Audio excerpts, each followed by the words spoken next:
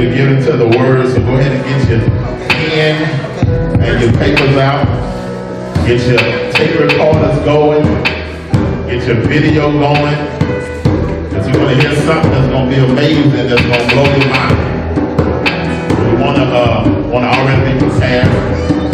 We're introducing our brother from West Africa that came over here to speak to us. Yes, sir. Yes, sir. On showing and telling and letting us know that we the people. He's going to give you some mind-blowing things. We call him Rabbi Akwetey Amaah. Give him a hand, everybody.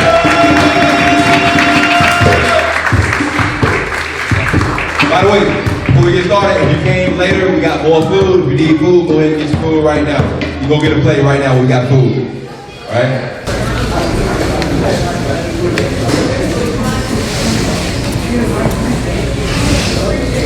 Good evening, everybody. Hallelujah. I am happy, I am glad, excited to be here tonight to spend this feast of Yah with all of you. It's a great pleasure. And Sukkot is actually one of my favorite feasts because it has so much depth to it if you understand what is really going on during this set time. Before we hit the ground running, I just want to get some things out of the way so that we can focus on what we're here for. I brought some books. So this year, we're able to come up with 3 books. Our goal, I won't say mine, because I write it and a group of people edit it. It's teamwork. Our goal is to write commentary on the whole Bible. I don't think that we have that in our community yet. So I think it's a good place to start. Usually when we teach, we like quoting the Jews. We want to quote Rambam, Rashi. Why don't we start quoting our scholars? So, that book that you were supposed to write last year, can you please start writing? The poor.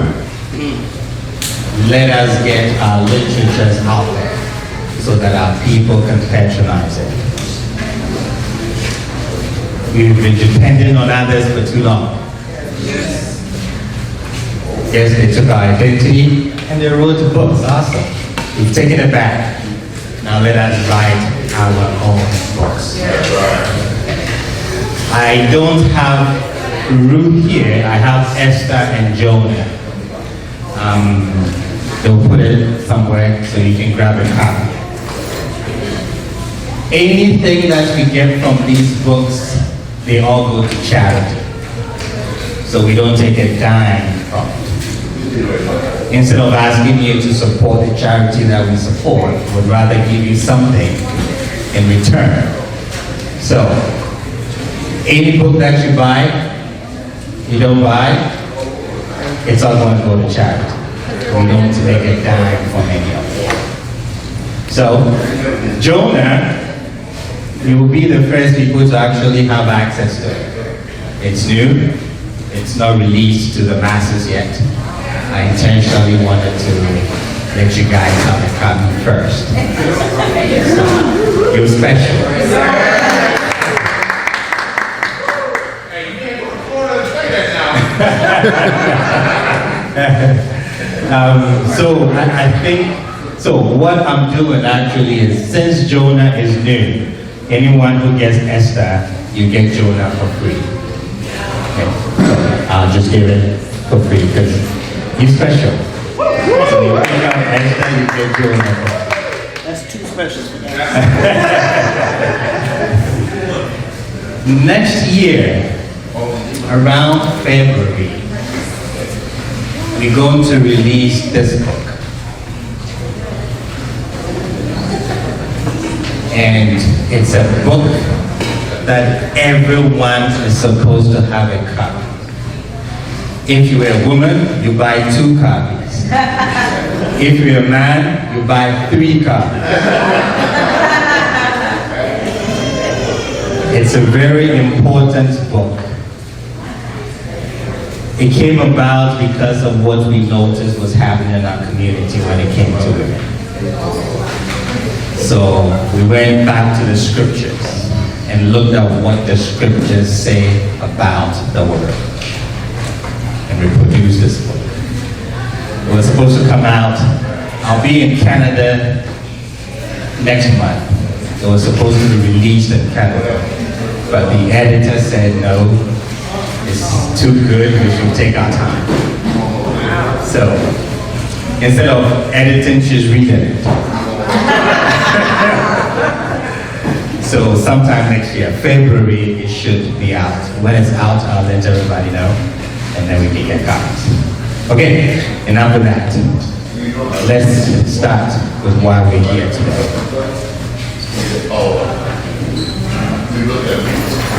I always tell people that the Bible is not the New York Times. It's not a newspaper that you read over a cup of coffee or tea. It is a very sensitive book. It's written with precision. And you have to approach it as such. Otherwise, you will miss a lot of details in the text. No word is extra. When something is repeated, Moses was not trying to make up a certain count, word count. No. He repeats it for a reason. You can read it literally, but there are prophetic messages hidden in the text. And I want to take you on that journey. Abraham goes to war in Genesis 14. He goes to rescue his, I will call him his brother Lot. He succeeds in rescuing him, and Lot still decides he wants to go live in Sodom. Abraham is really hurt. In Genesis 15, Yah tries to console him. They went back and forth in the dialogue, and then something striking happened. Genesis 15, I'm going to read from verse 13. And he said to Abraham, you shall surely know that your seed will be strangers in the land that is not theirs. And they will enslave them and oppress them for 400 years. And the 4th generation will return here, for the iniquity of the Amorites will not be complete until then. We all know this prophecy. We should all know this prophecy because it's critical. There are 4 things, if not 3 things mentioned here that I want to point out. It says, you shall surely know that your seed will be strangers in the land that is not theirs. They will enslave them and oppress them. Now I want to ask you, it concludes, for 400 years. Which of these 3 will take 400 years? Is it A? Is it B? Is it C? Is it A, B, C?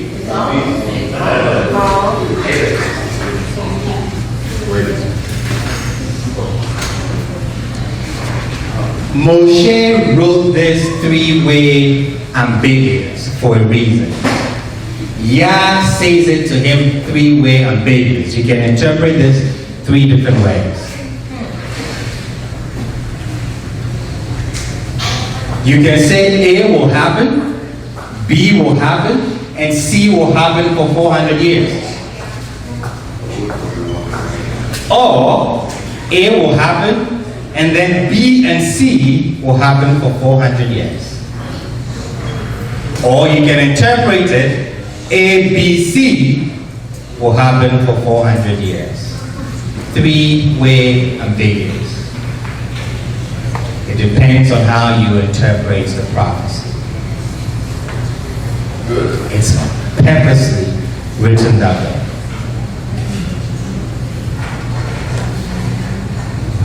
It doesn't end there. It says the fourth generation will return here.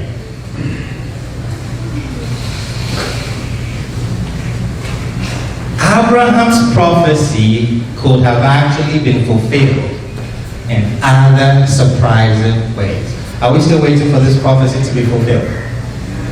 I think so. I don't think so. I think so. It has not concluded. Okay. When Jacob, our father, when he was told this prophecy, he thought that he was fulfilling it.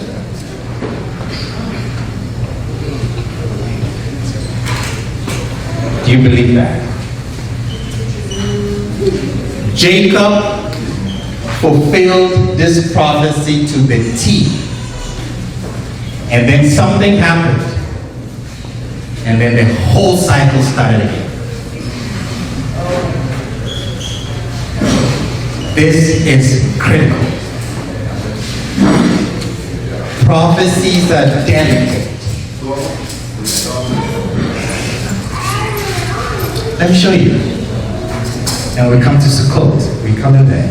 Genesis 30. It came to pass when Rachel had borne Joseph that Jacob said to Laban, "Send me away, and I'll go to my place and to my land.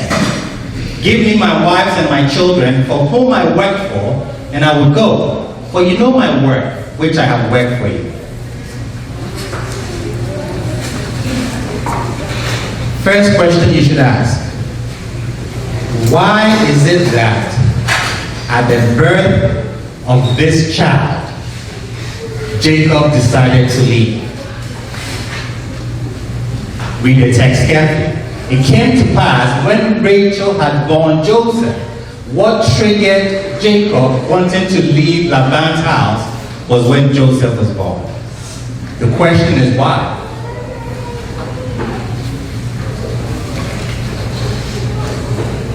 What was it about the birth of Joseph that made Jacob convinced that it was time to go? Because he interpreted the prophecy and it rang true to him. At the birth of Joseph, he knew that this prophecy was actually referring to him. Let's watch it. You shall surely know that your seed will be strangers in the land that is not theirs. He was in Laban's house. He was in a land that was not his.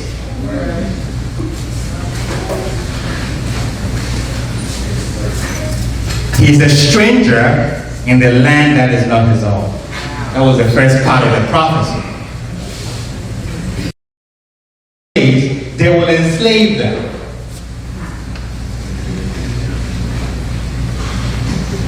I've been working and working and working for 20 years without any end. For Laban. He keeps changing the contract. He keeps changing the deal.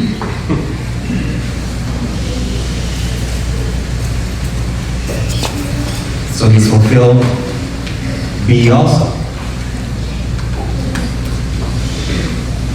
C, not A again. And they will oppress them. I've been the victim of injustice at the hand of my treacherous father-in-law Laban. He knows the prophecy. His father told it to him.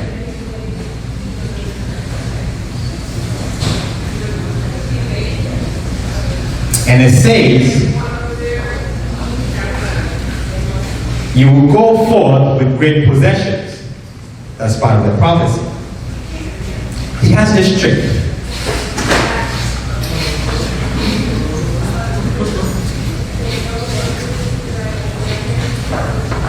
by which the sheep are going to give birth to spotted and speckled sheep. He leaves the house of Laban with great wealth. So Yah is judging Laban, and he is fulfilling prophecy. Because when we look at Genesis 30, we are told, and the man became exceedingly wealthy. And then the last part of the prophecy says what? The fourth generation will return back to the land of Canaan. Let's count. Abraham, Isaac, Jacob.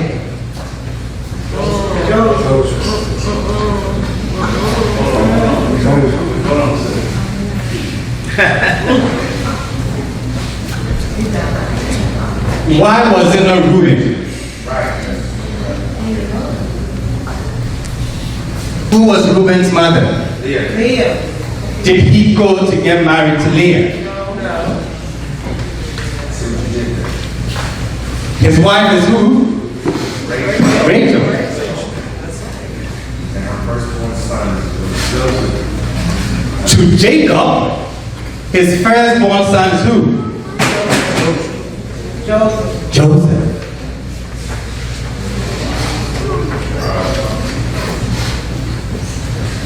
Now Reuben, it's Joseph. You should read when Judah was making a case for Benjamin when they put their cup in his side. He said the only person who matters is the children of Rachel.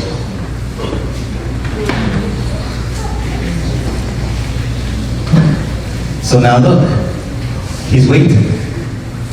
Fourth generation. The moment Rachel gives birth to Joseph, it's time to leave. Fourth generation. He's interpreting the prophecy because he is relating to it.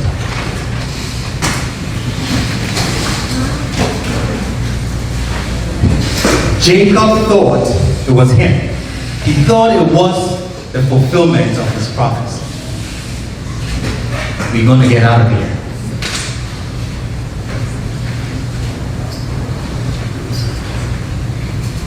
He comes all the way to the land of Canaan. This is sad.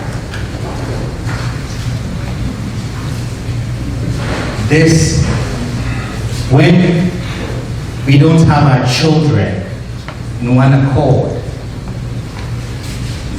when they don't get along, when we love one more than the other,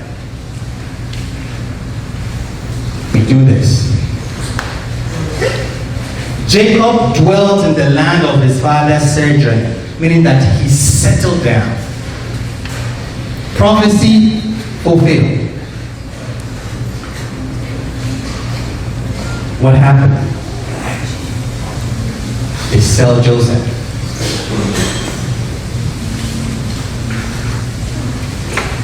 Now it's going to start all over again.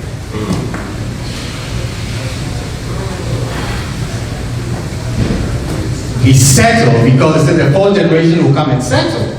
So he came and he settled. And then they sold Joseph. Now we have to start everything again.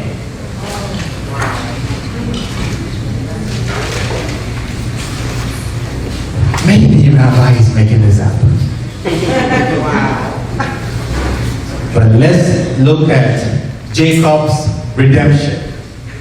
How he left Laban's house, one single person, and see how it blows up to the whole nation. Step by step. We're going to compare Genesis 31, when our father Jacob left his exile, his slavery, his oppression, and Exodus 14, when we left Egypt.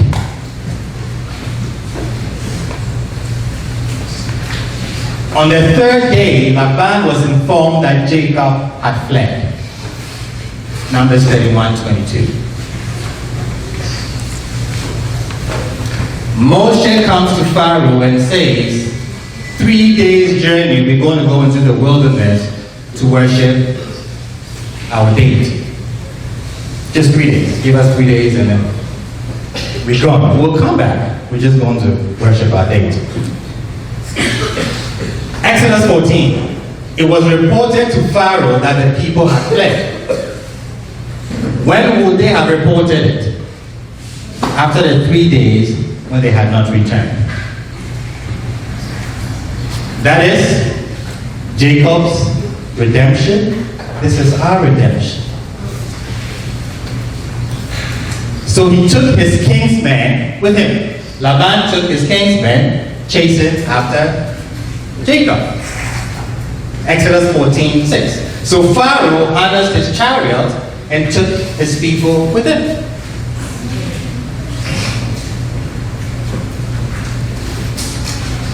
Genesis 31:23. And he pursued him 7 days' journey, and he overtook him. Exodus 14. The Egyptians chased after them and overtook them.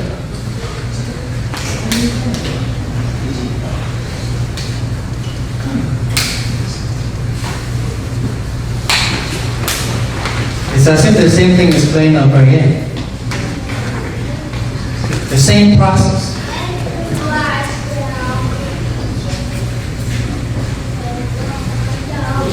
How long is it that Jacob worked in Laban's house for? 14 years. Somebody said it here. 21.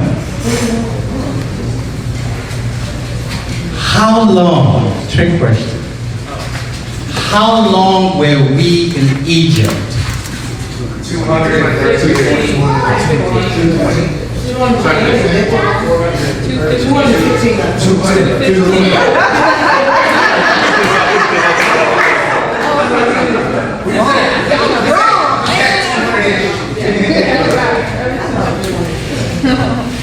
210. You see what's happening?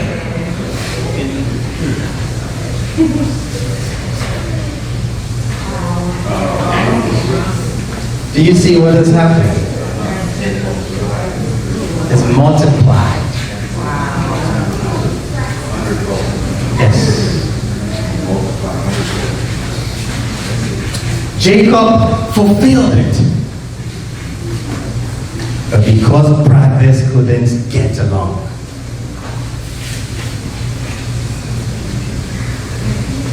you would think it was something that happened 3,000 years ago. This same thing just happened in West Africa less than 400 years ago. That's why most of you are sitting here listening to me. Because brothers couldn't get along.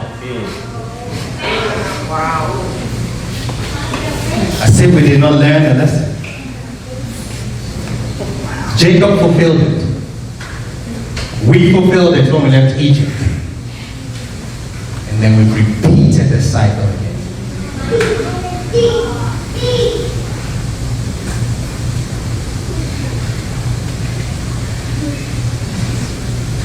What happened to Jacob was just a microcosm of what happened to his children on the macrocosmic scale. Now it's not just him, it is the entire nation that goes down into slavery.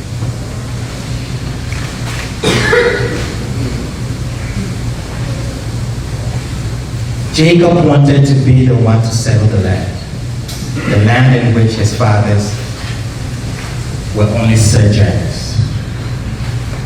Because the travails of the sale of Joseph caught up with him, it took him by surprise. Jacob could have been the fulfillment of Abraham's promise, except for one little problem, the sale of Joseph. That started the cycle all over again. He left because of Joseph. And now Joseph is sold. And we're back to square one.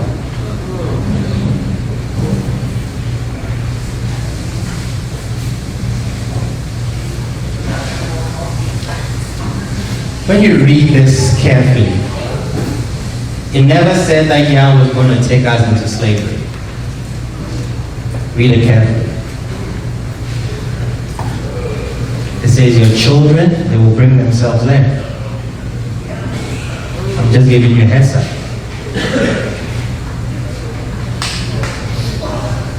I'm not the one taking them there. They will bring themselves there. But I give you my word. I'll bring them out. I'll be there with them. I will bring them out. But this is what they will do to themselves.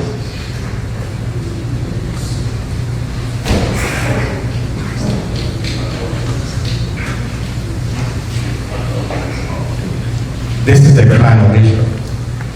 We sold our home and put the cycle in motion. And if we don't stop this cycle, it's going to repeat again. Guaranteed. Because it's happened 3 times. We cannot afford the 4th time.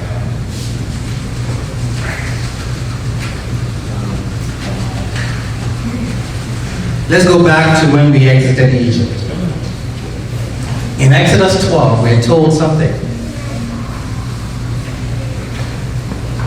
The children of Israel did according to Moses' order, and they borrowed from the Egyptians silver objects, golden objects, and garments. Yahweh, or Yah, gave the people favor in the eyes of the Egyptians, and they lent them, and they emptied out Egypt. The children of Israel journeyed from Ramses to Sukkot. They went to a place called Sukkot.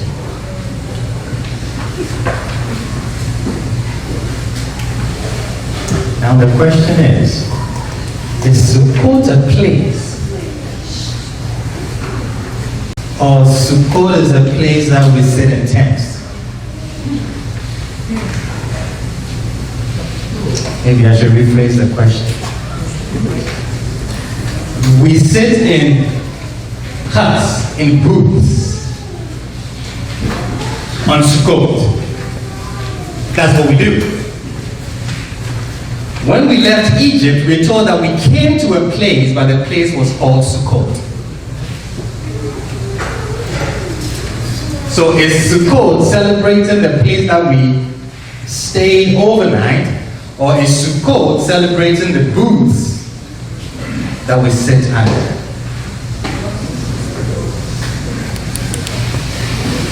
Put that in your spirit. They journeyed to a place called Sukkot. The question is, how did the place get the name Sukkot? Very critical. How did the place get the name Sukkot? Now, like I said, nothing is extra. Why do I care they came from Ramses? Why do I care? Because it's very important. Very, very important.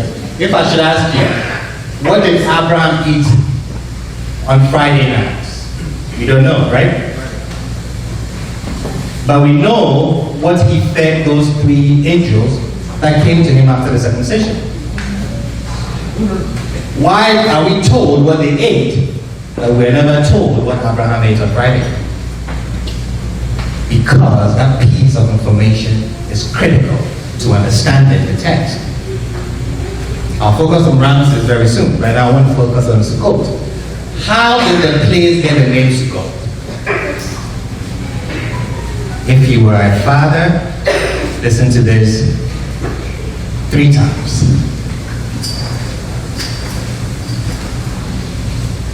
When Jacob leaves his exile, his slave, comes to a place and he builds a house for himself, and then he builds booths for his cattle, and because of that he called the place Sukkot. Genesis 33:17. And Jacob traveled to Sukkot and built himself a house, and for his cattle he made booths. Therefore, he named the place Sukkot.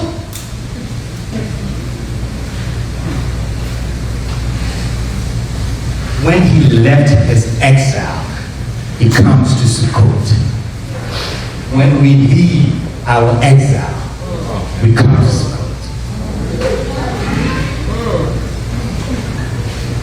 I told you, we are reliving everything that he went through.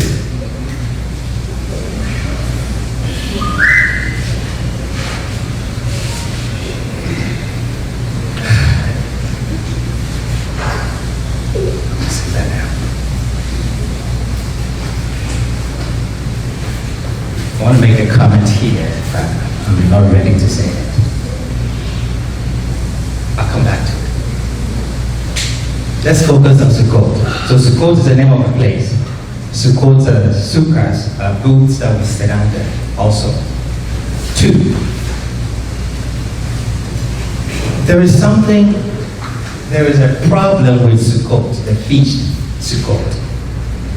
I explain it this way. Passover commemorates our exodus from slavery. It's the night we left Egypt. That's what we celebrate. Shavuot celebrates the moment an entire nation rendezvoused with Yah at Mount Sinai. When it comes to Sukkot, Leviticus 23 tells us, for a 7-day period you shall live in booths. Every resident among the Israelites shall live in booths, in order that your ensuing generations should know that I had the children of Israel live in booths. So, according to Leviticus 23, Sukkot celebrates our sleeping in booths.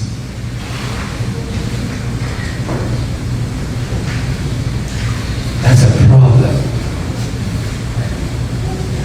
This is why.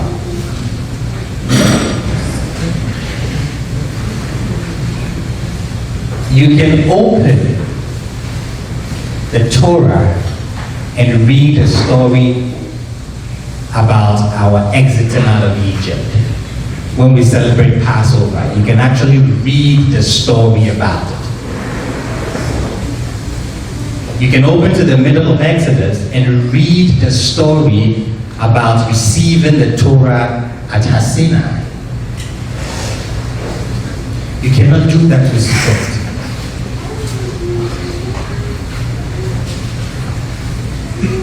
The narrative part of the Bible never tells us that we slept in Sukkot for 40 years. It doesn't say it. The only instance of us knowing that we slept at a place or in a thing called a sukkah is because the law part, not the story part, the law part of the Torah tells us. Leviticus 23 tells us that we slept in the sukkah. But you cannot point to the narrative that tells us that happened. It's only the law part. With Pesach, I can actually read the story. With Shavuot, the revelation at Sinai, you can read the story. So this is how it works. You read the story, you go to Leviticus, it tells you do this because of that. It comes to Shavuot, you read the story, you get to Leviticus, it says do this. You don't have that with Sukkot. There's no story. All you have is the law telling you that you should sleep in booths because your father slept in booths. So it changes. If Leviticus 23 did not mention it, nobody here will know that we slept in booths. Because you cannot point to it in the story part of the Torah. Now, question. When we celebrate Sukkot, are we celebrating 40 years of sleeping in booths? I'll ask again. when we celebrate Sukkot, Leviticus 23 says, in order that your ensuing generation should know that I had the children of Israel live in booths when I took them out of the land of Egypt. Is it saying that we're celebrating sitting in booths for 40 years? No? Yes? No? So what is it saying? The day we came out of Egypt, that night, when we left bondage for freedom, that's why it says, when I took you out of the land of Egypt, that night. Are you sure? Are you sure?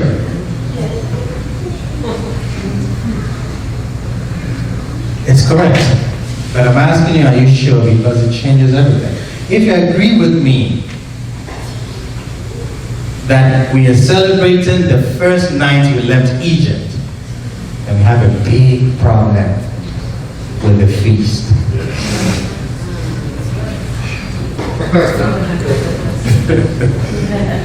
We'll get there. So we are not commemorating 40 years of good sleeping, no. It's the first night. The first night.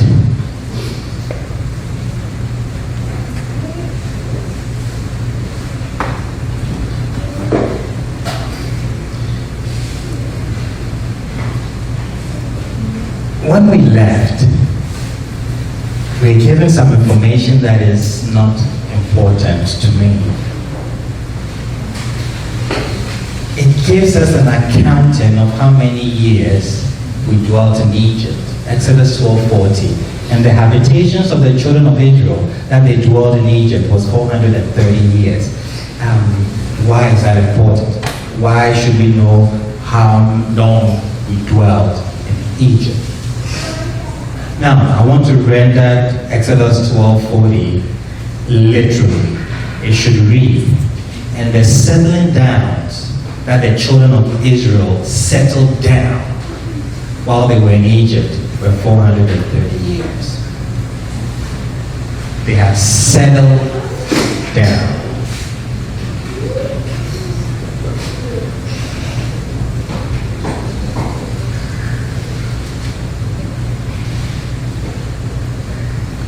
Imagine you settled down at a place for that long.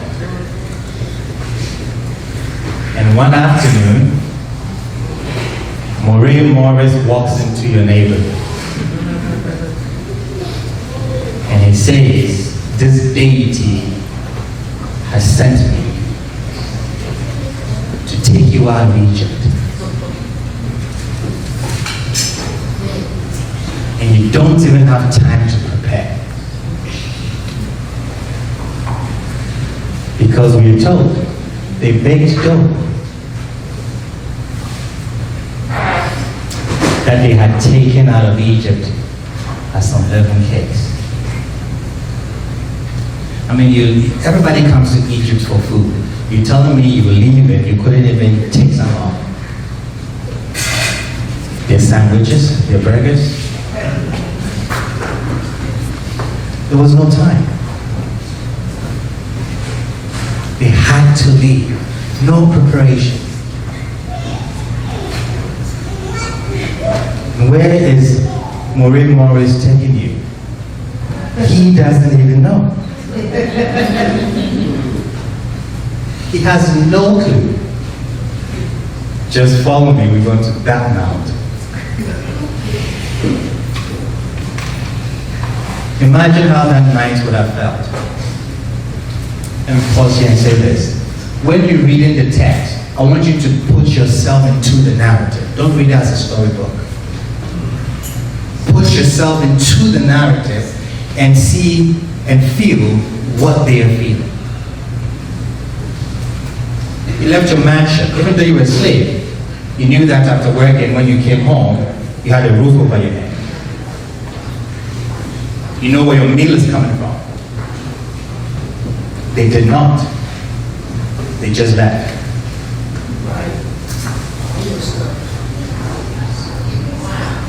Exposed to the elements.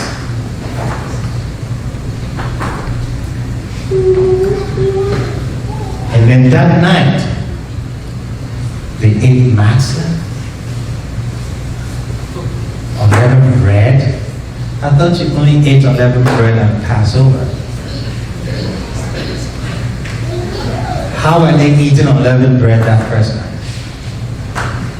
That was their leftovers.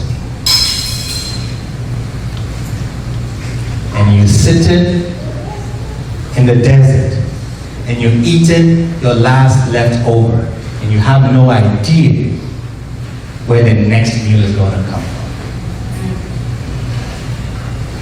You don't know if your water canteens are going to last 2 more days. And you could just turn around and see Egypt. And you could walk right back in there.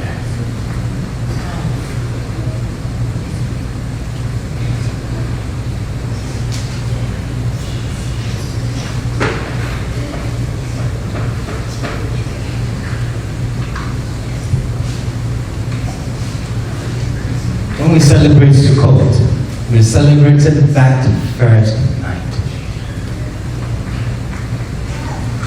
That night that you look up at stars, the pit in your stomach. What have we done?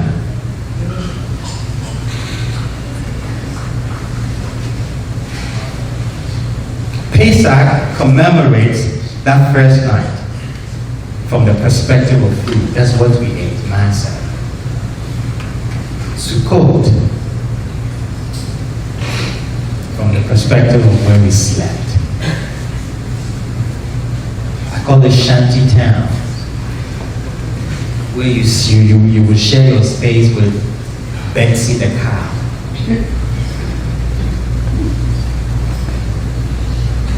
Right there.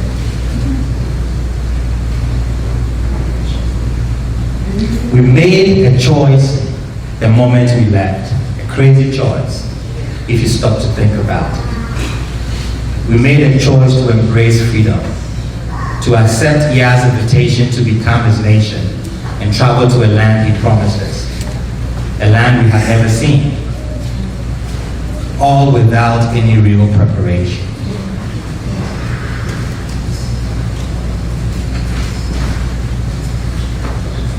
We tell Yah, you've invited us, and we're going.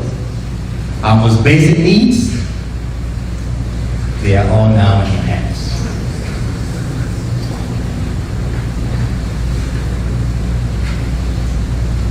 Because we had not made provisions for ourselves.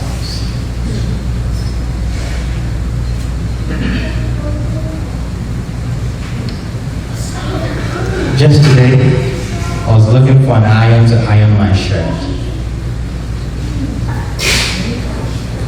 I didn't bring bath soap.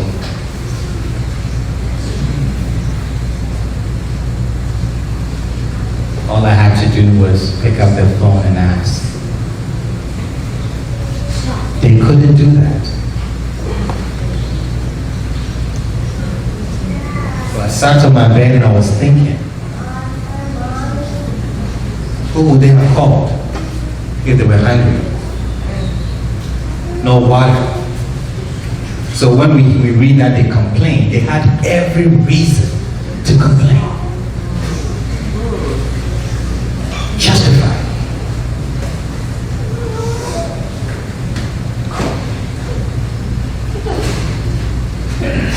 There they were eating their last morsel of half-baked bread, realizing with stunning clarity that there was no more where that came from. That was the night these two holidays, Passover and Sukkot, that we celebrate. The gift or the pit in your stomach already said this.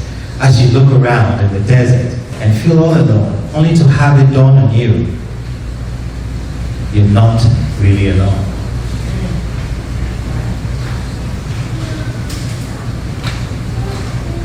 If Yah doesn't come through here for you, the next night could just be your last. The act of faith is always at the shadow. This is how we remember that night. How does Yah remember that night? Jeremiah 2. And the word of Yah came to me, saying, Go and cry in the ears of Jerusalem, saying, Thus says Yah, I remember the gifts of your kindness of your youth, the love of thine espousals, how you walked after me in the wilderness, in the land that was not sown. Yah says, I remember that night. I never forgot when you took the leap of faith. Says, I remember it. That night was a big deal for us. Not only us, it was a big deal for God.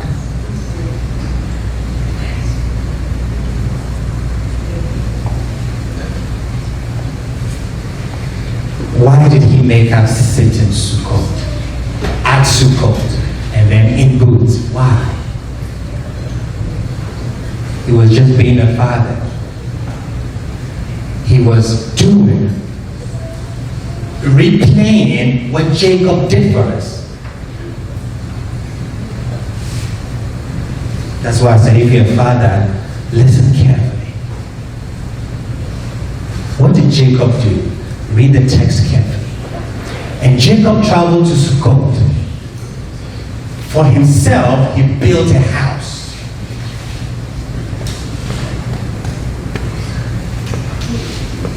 And for his cattle, he made booths. He did not call the place Sukkot because he lived in a house, no. He called the place Sukkot because of his animals. I repeat that. The place was called Sukkot. When he did the booths, he didn't do it for himself. He did it for his animals. What was he doing prophetically? If everything is replaying by what he went through, why is it that when we get to Sukkot, we don't sit in houses like Jacob did, but rather we sit in booths? Are we animals?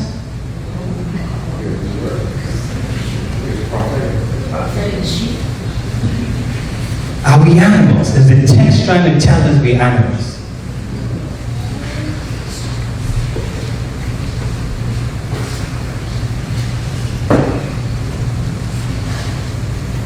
Were your ancestors treated as animals?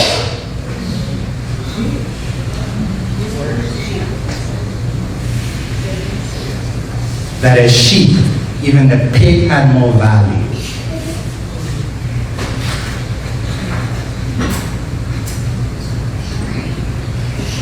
Look at Egypt. The children of Israel were fruitful and swarmed and increased and became very, very strong, and the land became filled with them. If you read this in the Hebrew, you will notice that that word swarm is not a good word.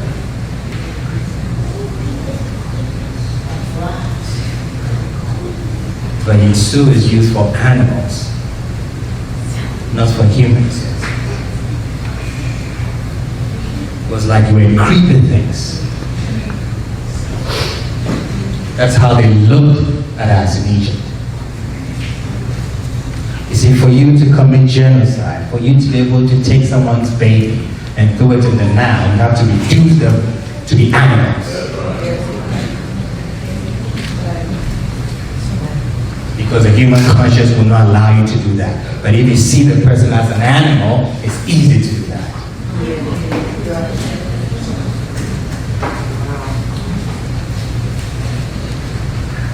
So you have the people coming out of slavery that have been reduced to the state of animals.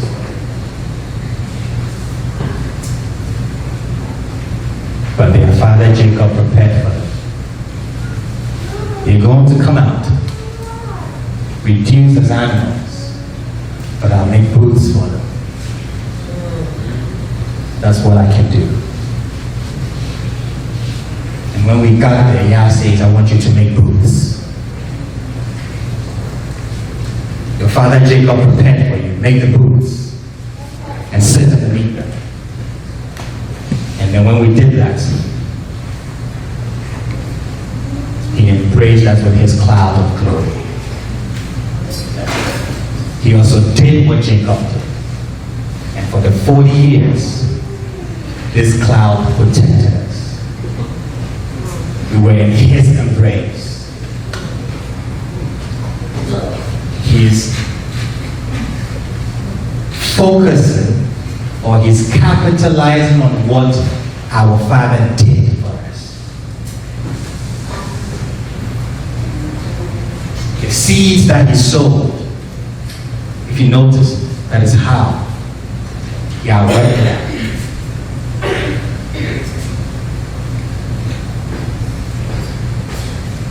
When our children leave their exiles, their Egypt, would we have provided a place called Sukkot for them?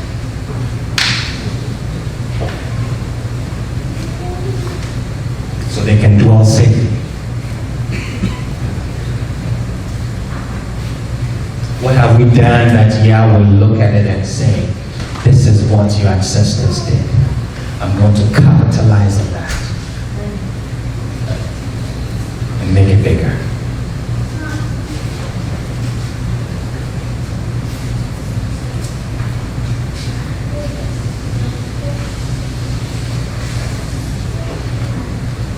So it's that one night that we celebrated.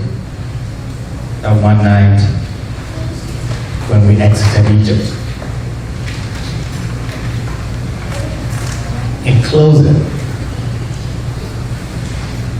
you agree with me that we're celebrating that one night, correct? When we left Egypt. Don't change your mind now.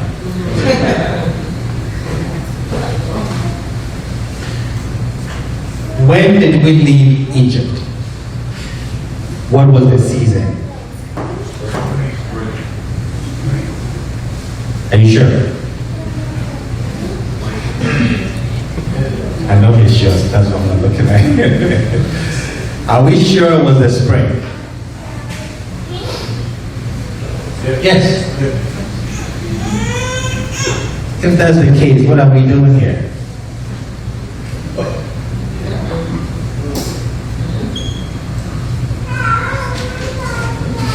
What are we doing here in the fall, celebrating Sukkot?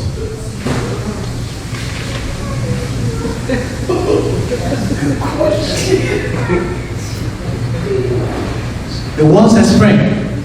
We celebrate Passover in the spring. If we're celebrating that one night we left out of Egypt, which is also springtime, why are we celebrating this feast in the fall?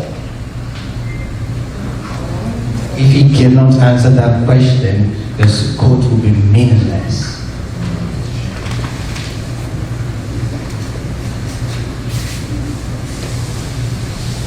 If we cannot answer that question, waste of time, but we will, so it's not going to be meaningless.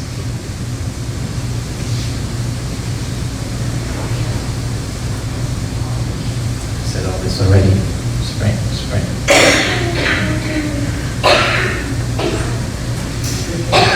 Sukkot is the feast of ingathering, correct? Leviticus 23. Yes. But on the 15th day of the 7th month, when you gather in the produce of the land,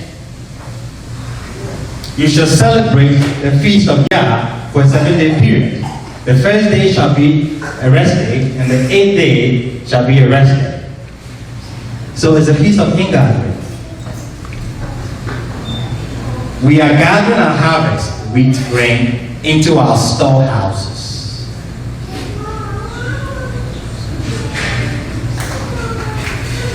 And that is when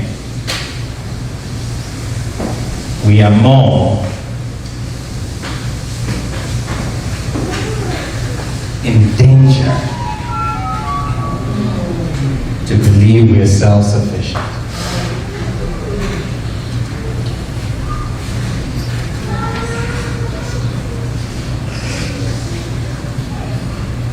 Are you following? In the springtime, you plant, right? You don't get you get a harvest. You get the wheat. You cut it down. You wait the whole summer for it to dry. So, in the fall, you bring in your harvest into your storehouses. So you have plenty to eat.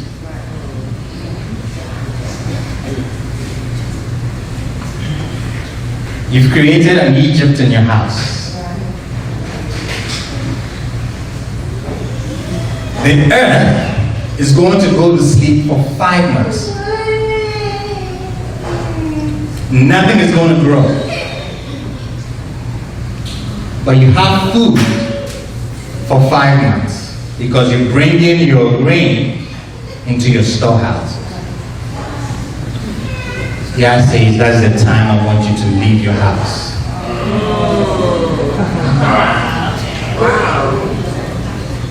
And sit outside in booths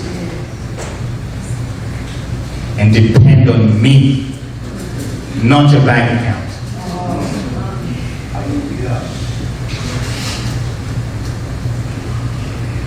So he shifts it to the fall.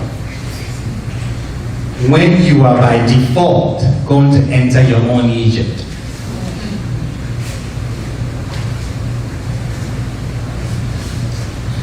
Maybe I'm making it up. Let's go to the text. I told you why did we have to look at Ramses. It says they left Ramses to buy food. They went to Ramses. So it says leave Ramses. That bonus you get at the end of the year, leave it. Those investments, leave them. And I want you to walk outside and make yourself vulnerable to the elements. And put into your conscience that that is not what sustains you. Put your trust in me, not your plate. Don't recreate Egypt in your houses. So a feast that happened in the spring is moved to the fall to teach us that lesson. You've left the comforts of your homes to come there. Why?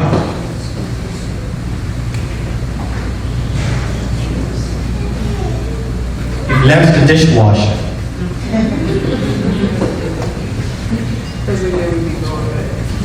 Bubble baths, TV, and you're here. Yes, you're going to go back, but for 7 days, he wants you to program yourself that the earth is going to go to sleep. Nothing is going to grow till the spring. Who are you going to put your trust in? He says, trust in me.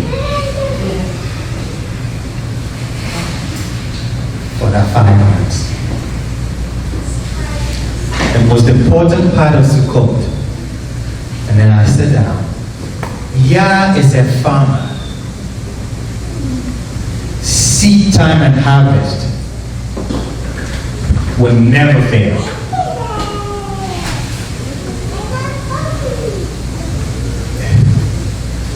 You are promised a harvest in the spring.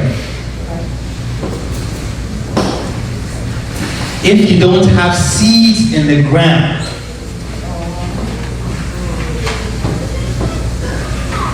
are you supposed to look forward to a harvest?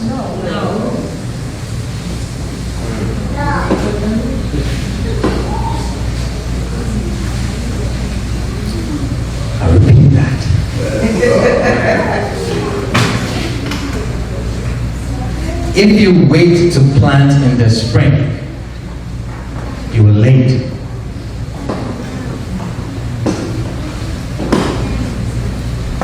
Before the earth goes to sleep, we plant our seeds. This season, Sukkot, when the portals are open, when we have an appointment with Yah, that's why he says, bring your food and come and share with your family. Come and sow your seeds. The earth will go to sleep. I'll provide for you for 5 weeks. And then you will have your harvest. In the spring. You cannot get a harvest when there are no seeds in the soil. I hate to say this. The Jews have stolen this principle. Sukkot, everybody's doing charity. They're giving their biggest seed because they know like clockwork. I'm not boasting, it has never failed me. Never. Every Passover, my boss calls me to his office. I know what's going to happen.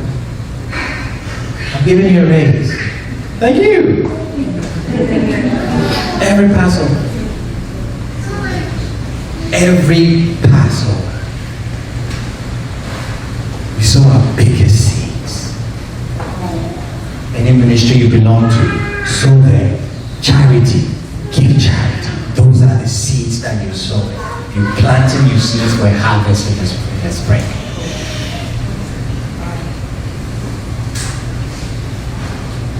That is the energy for the season.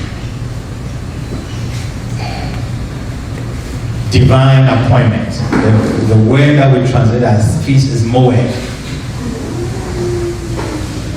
It's a set time. It's a divine appointment. When Yah has an appointment with us. So we prepare to meet with him. And he's told us what to do during those set times. The moment you do it, you've entered the portal. It's guaranteed. Like clockwork. Understanding it and applying it. Like clockwork.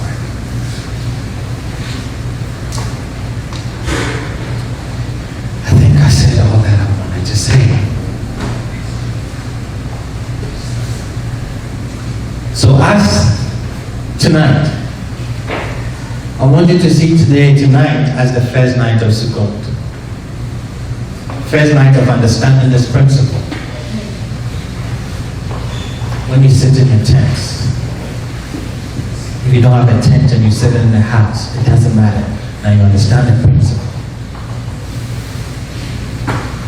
Till Yah, the earth is going to sleep. All the animals are going to start hibernating. Nothing grows. It's going to snow. Provide for me for these 5 months. I'm dependent on you. Not on my bank account, not my investments. I'm dependent on you. That's why I'm sitting here, exposed to these elements. Because it can rain at any time, and that Ramses in your house will be gone. So I'm not dependent on that. But I'm also sowing my seeds so I can get a harvest in the spring. Because what is the spring? Everything that is down comes up. If nothing is down, it is madness to expect a harvest. Our next year is determined by the seeds that we sow on Sukkot.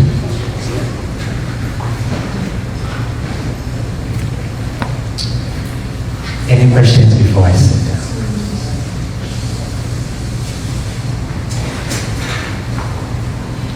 Any questions before I sit down? Yes, sir. Very, very good message. I'm just curious to know connection between us celebrating Tabernacle today and the second Exodus? Is there a connection? The second Exodus, I said, after Jacob. Which second Exodus, sorry? That Isaiah 11:11 speaks about. Some admit that there's going to be physical transference back to the land or whatnot.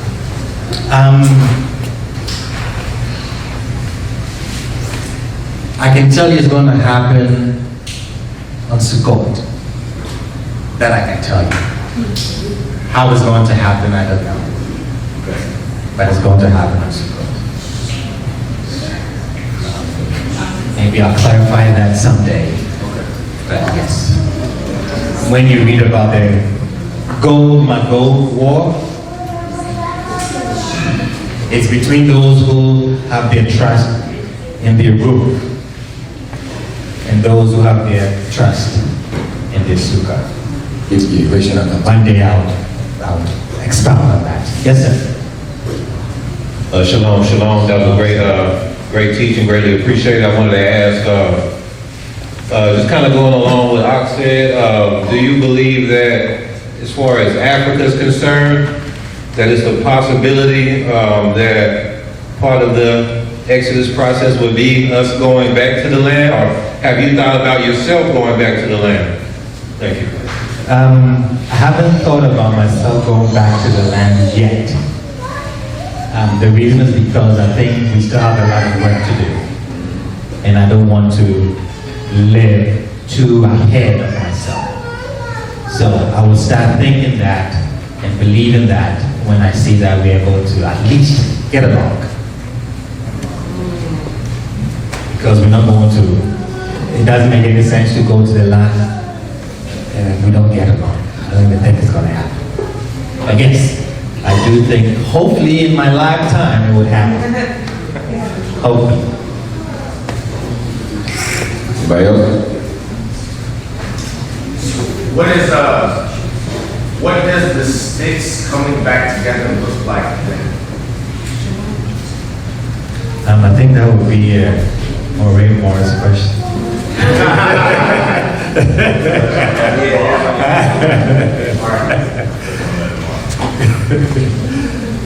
I only ask the question because, we're celebrating Sukkot, right? Yes, sir.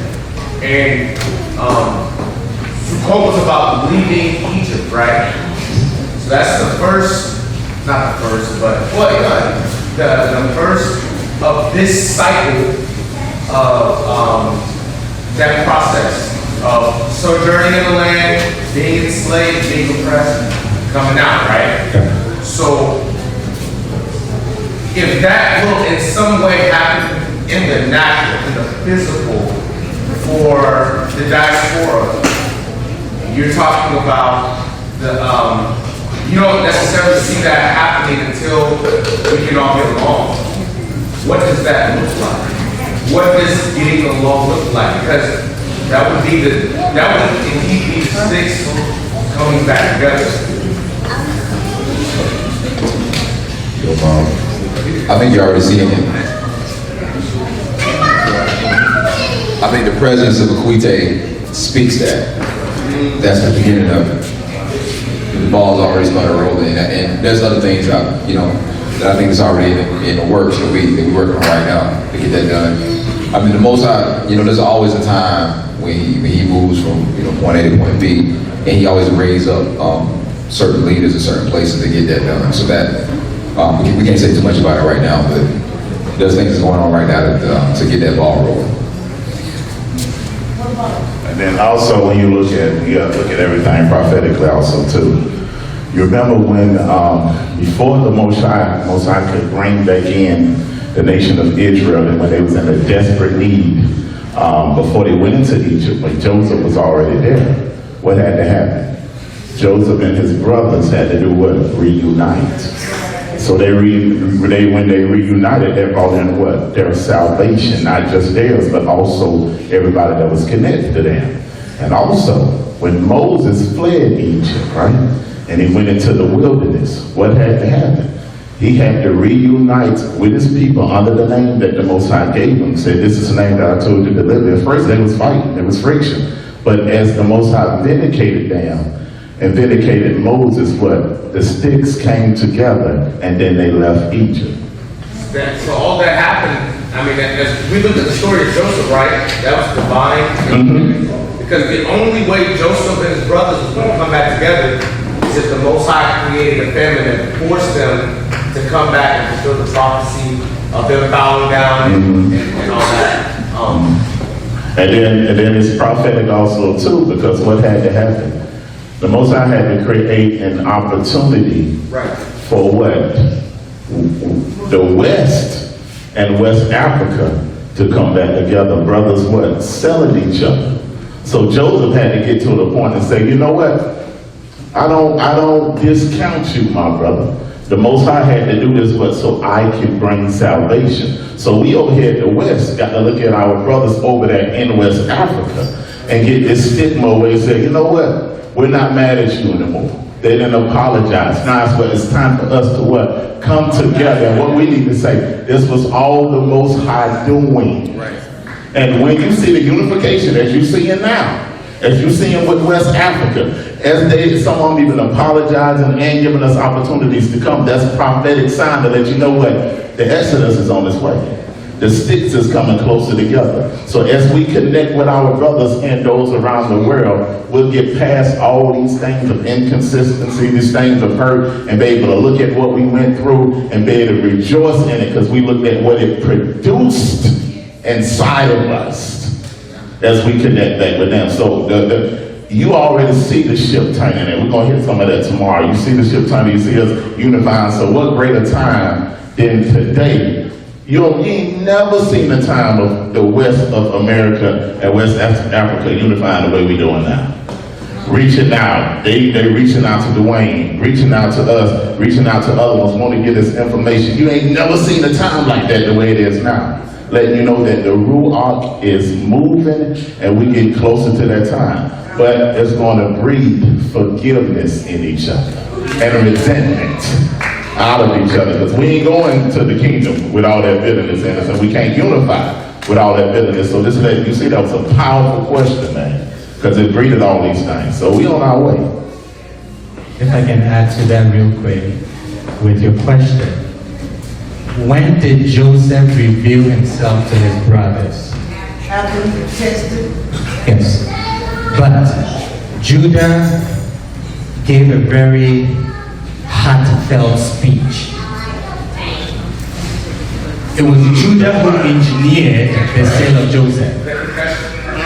Yes. It was Judah who engineered the sale. When he brings Benjamin, Jacob says, I'm not going to give you Benjamin, because that's the only son left from his wife Rachel. Judah says, give him to me. I'm going to take him. If I don't bring him back, I want you to cut me up completely. Wow. So he goes to Egypt, and Joseph does all his things. Puts his cup in his sack, in Benjamin's sack, brings them back, and he tells Judah, he tells them, I'm keeping Benjamin. You go. And Judah steps up. Anytime they spoke, it was through an interpreter, because they thought that he was Egyptian, Joseph. But this time, he moves the interpreter aside, approaches his brother, he did not know that, and he speaks to his ears. Was he speaking Egyptian or Hebrew? But he knew that the man would not understand. But when something comes from your heart, it doesn't take language to connect. So he spoke, he said, I put my life on the line for him. Not this time. Back then it happened. We sold our brother, not this time. Joseph turned around, he couldn't hold it, because he's seen a Judah with a change of heart. And he started crying. He said, "I'm Joseph." because Judah stood his ground that day. And on his deathbed, Jacob said, Judah, come. And he gave him the leadership. Why? Because he proved himself. I made a mistake that time. Not this time again. I said, Joseph, not this time. And that is what we say. Mistakes have been made in the past. That is it.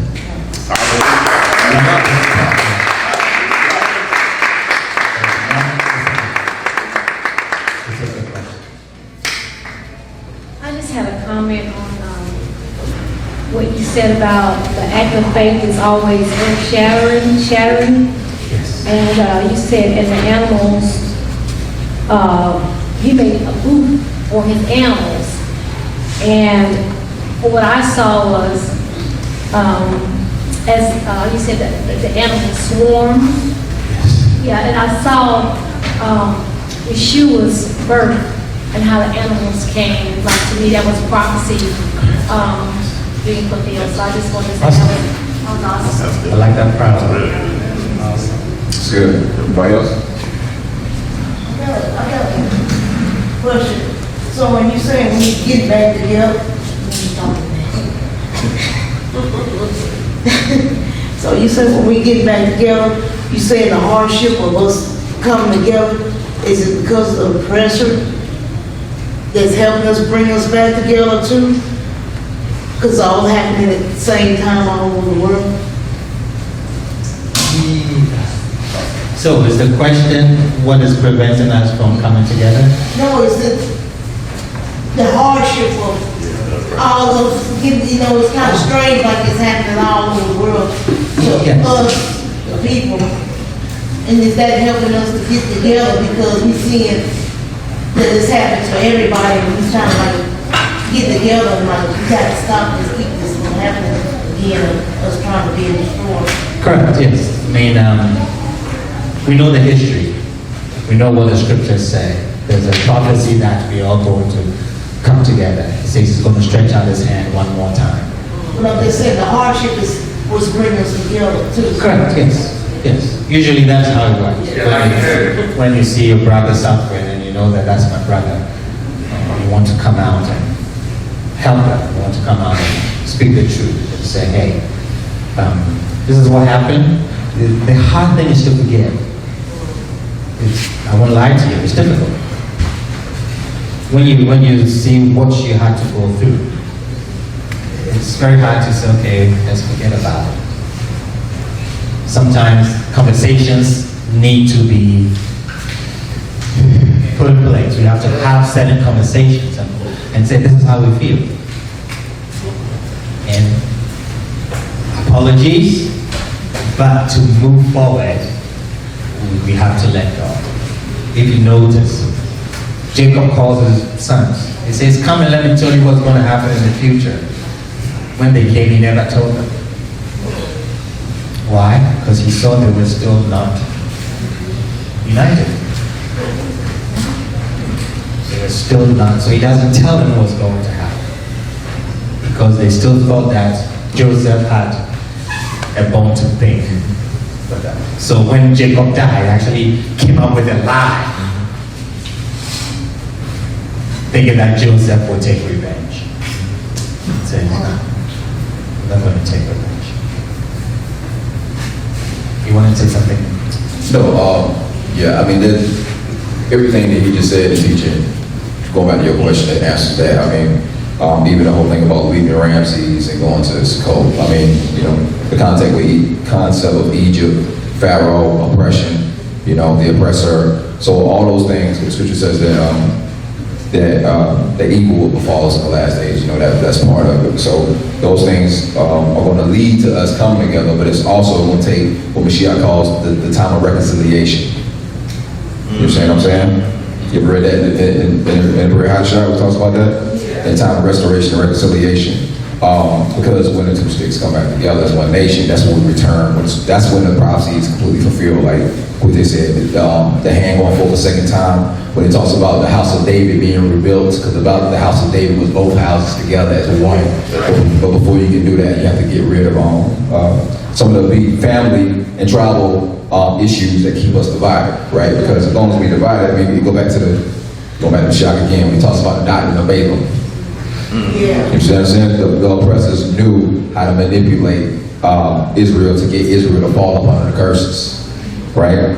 So we talk about, we use the doctrine of Balaam, we talk about going after idols and things, but it's also the same model of, was it Psalms 89 or whatever, the whole context of dividing people, having crafty counsel. You understand what I'm saying? So all those things got to be done away with before we can be a people. And I was talking to somebody about that earlier. We've all, when we was growing up in this country, they didn't tell us anything about what happened. All they told us was your people sold you. Right. Yeah. Then that's it. Right. And so a lot of us, including myself when I was a kid, grew up with animosity because of that. I know, like, if somebody tell you that your own people sold you, then you all automatically got this disconnect with those people. But that was by design. That's the reason why with Marcus Garvey back in the early 50s, what 30s, 40s, 20s, he was trying to get Africa and the diaspora to reconnect in, but the government shut it down because they know the power behind that. So one of the biggest things that we have to do is, again, we gotta figure out a way to bridge that gap, and it's happening. No matter what you just said. Because Lord, there's people from Ghana, there's people from Nigeria, like leaders and elders that's big. I'm up in on a tour trying to reconcile. Yeah. Right? Going in and talking and trying to build those bridges again. And you see us doing the same thing, trying to reach out and bring the house together. So when you put all that together, when you put the 400-year prophecy that brother's talking about together, when you put together the raise in persecution, right? Because prophetically, they talk about how the closer those things they get to the time period, Mashiach calls it what? Birth pains, right? The closer and more violent it gets together, like those traumatic times. So we've seen all those things come together. So we know, according to Mashiach, we can discern the times and know that the time is close. Let me just add to that. And you notice that Mashiach came perfectly, right? Notice who his ministry was to. He first said, I'm not sent but unto who? They said that he was raised up to be a savior to forgive the sins of who? Israel, right? They say he died according to the flesh for who? Israel first. So his ministry was first to Israel. Right? Watch what he said, because a lot of times we misinterpret what he's saying. Notice that people are in captivity. They was in captivity. Under who captivity when he was in? Watch this now.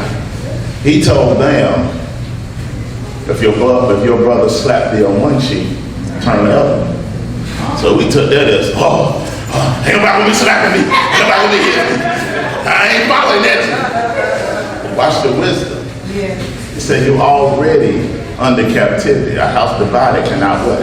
Stand. So what he's saying, he said, if your brother, which is Israel, you're already getting attacked on the outside. Why make certain instances on the inside to fight each other and be divided? So he said, if your brother slapped you, what he's saying? He said, don't be so quick to retaliate. Because what you already got pressures without, why create more pressures in you? So he said, if your brother slapped you, don't make it that serious. Turn the other cheek. What is he saying? Don't make that be that big that it causes disunity amongst you when you're already having a nation fighting the disunity in you. So he said, if your brother asks you to go a mile, go 2 miles with him, because we in captivity together. We got a promise coming, but I'm not going to fight my brother. I'm not going to hurt my brother, because what? The greater fight is greater than what I'm fighting within. So because they were in captivity, it's wisdom that he gave to the nation of Israel so they can learn how to unify in the midst of their captivity. Because to let you see, that wasn't the principle of just letting folks slap you. When somebody did that to David, what he did? His enemies, he did what? He cut their head off. But when Saul offended him, he turned the other cheek. Why? Because the greater good of the unity within the nation of Israel was greater than the attack that was facing the people. So he wouldn't fight Saul. He wouldn't hurt Saul. Plenty of times he could have killed Saul, but he walked away from it. That same principle was always in the Torah. Mashiach brought it out during Roman captivity. So why are we so quick to fight each other now? Turn the other cheek. Walk away. Because you know that our mind has been contorted through slavery all the way up to now. So we got to look at our brothers and sisters and say, you know what they went through, all they was done as we was done with the people, I got to give you an opportunity for your humanity to mess up and give you an opportunity to forgive you. Because why? We got a wicked system that's attacking us on the outside while we create problems on the inside. Turn the other cheek, because what? There's a greater exodus coming. So you don't want to be fighting when I'm trying to wake you up as a people. Turn the other cheek. Walk a mile. Walk 2 weeks.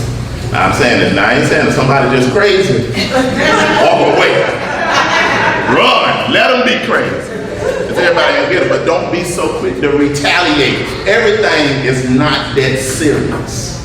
Understand what I'm saying? So that's the wisdom that Mashiach was given during that time, and we can take those same principles now into our time of our redemption. If that makes sense. Yeah. Come on, go. We do like David did, run away from Saul. Yeah, we work with each other. We give each other an opportunity. All right, so I have a very intimate perspective looking at the challenges that our people are going through right now, especially in Africa. I'm extremely concerned with what I'm seeing. We have to get our act together now, because persecution is ramping up all over this nation and all over the world. So, I'm going to bring about 2 issues that are facing our people right now, Israelites. One is in southern Cameroon. How many of you guys know what's happening in southern Cameroon? Raise your hand. I see a handful of people that know what's happening in southern Cameroon. Right now, there's a genocide happening right now. A genocide. Debauchery on a level you can't even imagine. You don't even want to know what's happening. I'm being sent images and videos of what's happening, where certain government groups, certain militia groups are going in, specifically targeting our people, and they're butchering. They're burning their villages. There's men, women, and children hiding out in the bushes, in the forests and jungles. Another issue you're dealing with is with Biafra, which is pretty much a good portion of West Africa here, with the Igbo. They are under severe persecution right now. And so my concern is this. What we're doing here is great. Look at this panel, look all around you. We're brothers and sisters, right?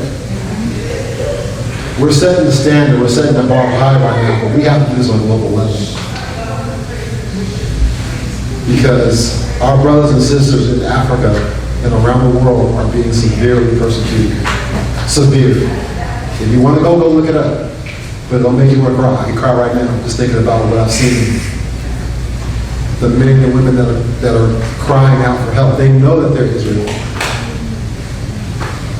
We have to get together. We have to come together as one unified body in Mashiach. So. We have a question.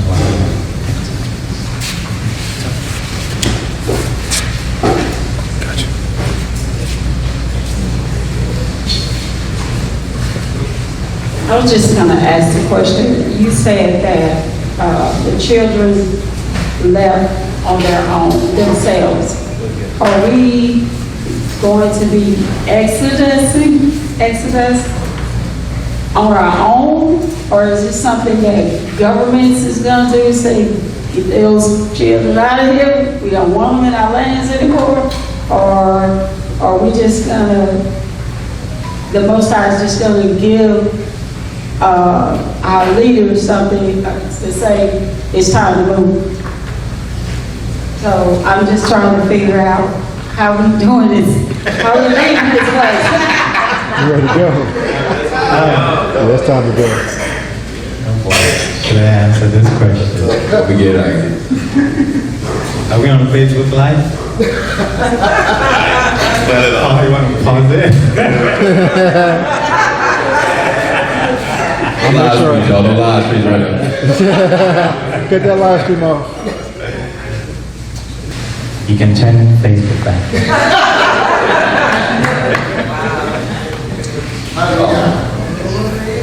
I'm dead. Done. Yes.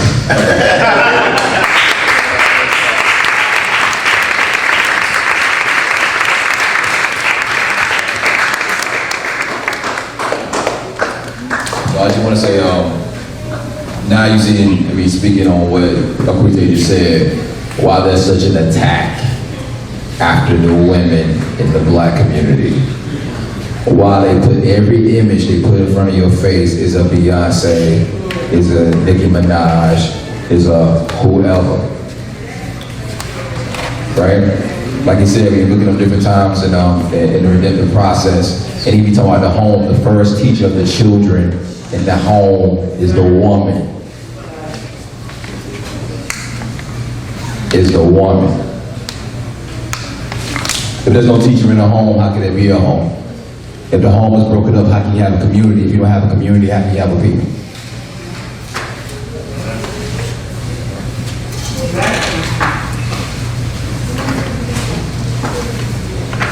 And then, last thing I'll say, also you got some people that in this faith feel like that women shouldn't do nothing, they need to be up in the corner. That's, both of those things are problems. Because neither one of those things is scripture. Anybody saying y'all? Whatever. You ready? Just some announcements for tomorrow. We're gonna have breakfast about 9. That's gonna be followed by Shabbat teaching, and then Morris is gonna do. We're gonna teach the kids. Later in the afternoon, we're gonna do baptism, and then in the evening we got whenever put back up. So that's the lineup for tomorrow. All right. So. Breakfast at 9.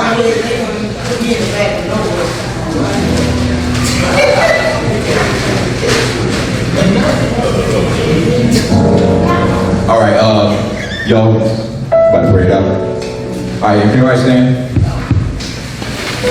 We all give Akwetey a hand.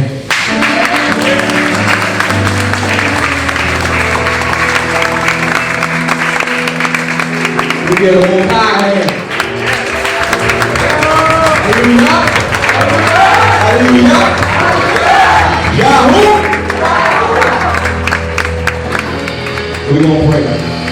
Every heart, reach our hands up to the Most High. Yahuwah, Most High.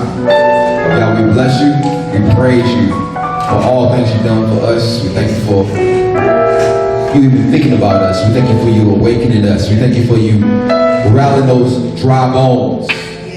Yah, we see the symptoms. We see the bones coming together again, Yah.